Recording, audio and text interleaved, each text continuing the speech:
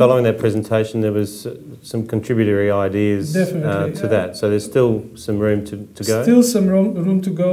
A lot of people contribute with a lot of clever ideas, and of course, 1 or 2 heads cannot think as 100 heads. Of course. And this is why we are asking everybody, and not just Australia, but in actual fact, with this idea, I've been traveling around and proposing elsewhere out of Australia, and the interest is big.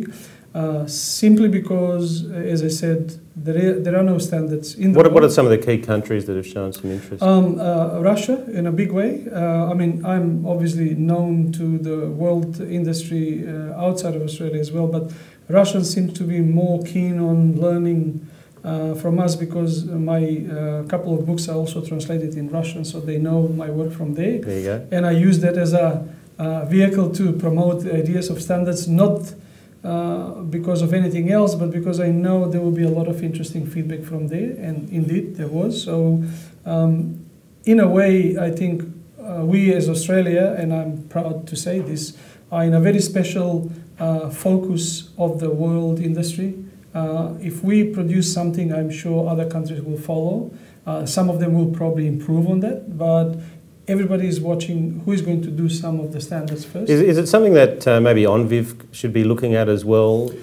You know, they're looking at the standardisation of the devices themselves, but how they're actually designed in the first place. Well, see, there are 2 different aspects. Like ONVIF is a consortium of companies, and of course, their work is very important because they're talking about interconnectivity between different products.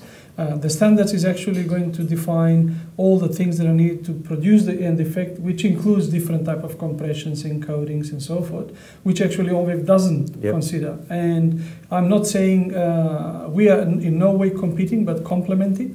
Perhaps in the very near future, there may be one world standard, like high definition now, is no longer PAL or NTSC. It's US, Europe, Australia, they're all using the same standards.